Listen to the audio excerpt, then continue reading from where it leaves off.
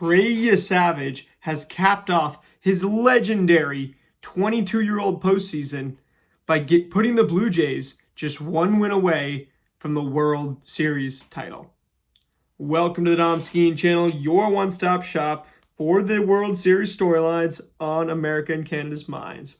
And it's simple. I mean, the Blue Jays homered 2 times on the first 3 pitches of this game. Davis Schneider on the first pitch, Vladdy Jr. on the third pitch.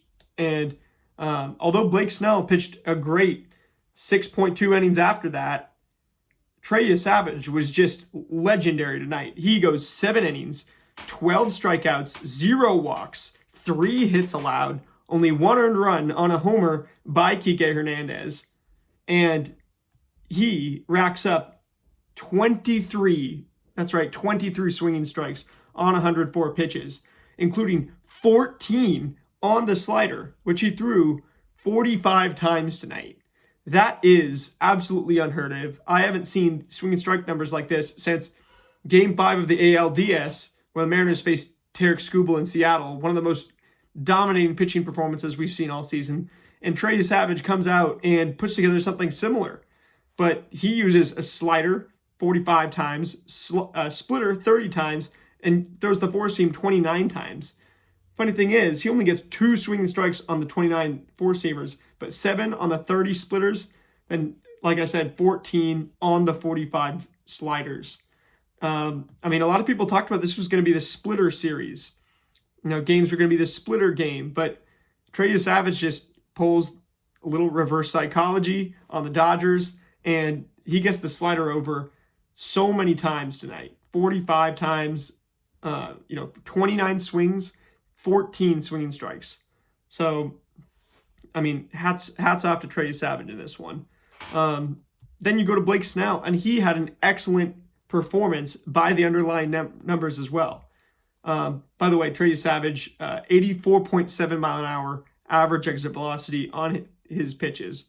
The four seam got clobbered 1 time for the homer, and other than that, there was only 2 hard hits all night, 3 total on his 104 pitches.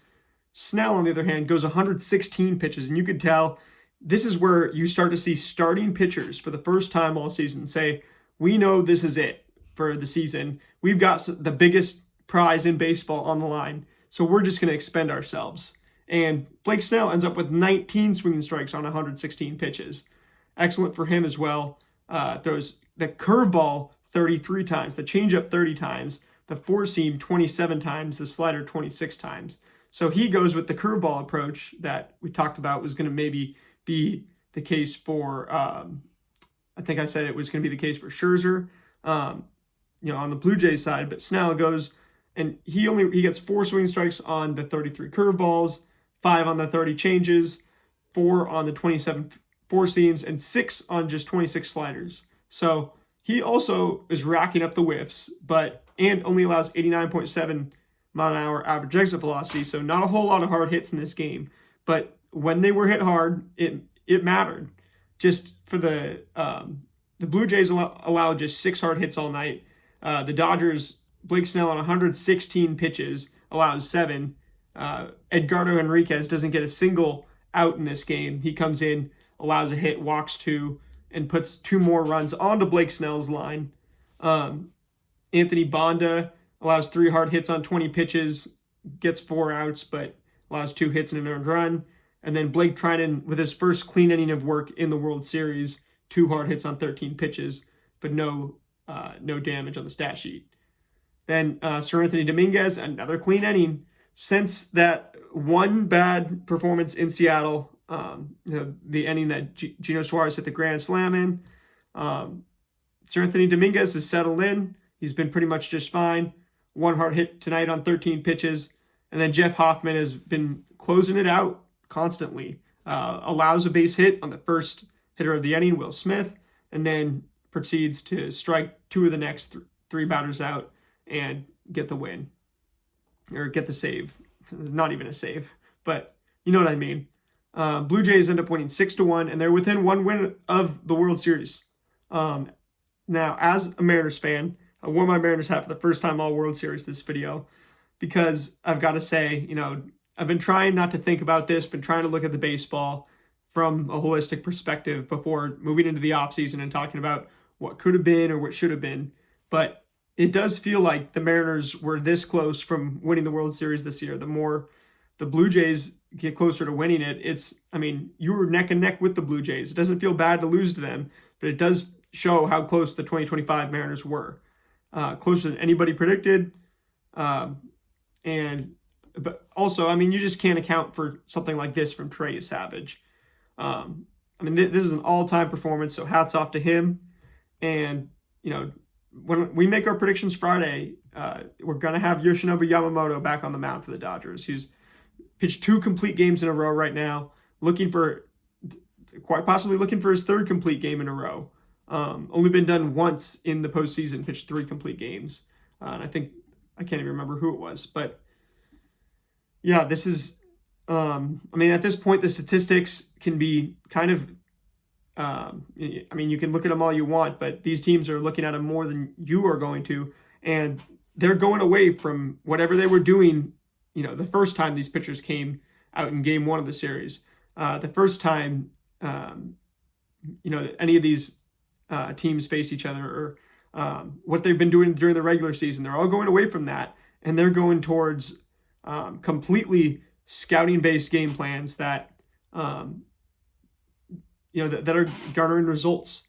And one more thing I'd be remiss without mentioning is Addison Barger had an absolute game tonight in all 3 phases. He makes a diving catch to rob Shohei Ohtani of a base hit, which, by the way, Shohei Ohtani kept off the base paths for another entire night after terrorizing Game 3 with one of the best offensive performances of all time. He goes hitless again tonight, 0 for 4 with a strikeout, but he had 2 hard hits, one of which Addison Barger made an excellent diving grab on.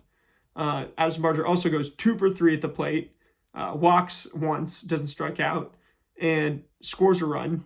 When he scored a run, it was also because he goes and opportunistically takes a base.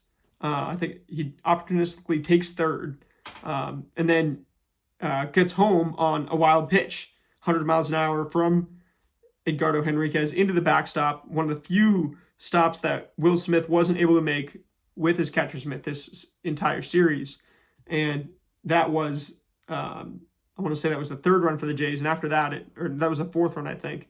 And after that, it totally piled on. So the Blue Jays, 1 win away from the World Series. We'll be back Friday to look at all of it. It's going to be Halloween, Game 6.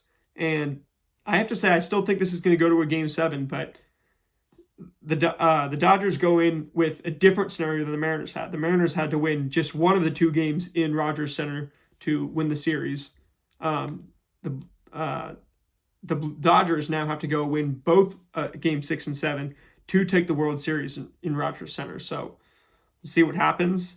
I still like my prediction of Dodgers in 7, but we'll see what I predict for that individual game on Friday to see, how can the Dodgers rebound.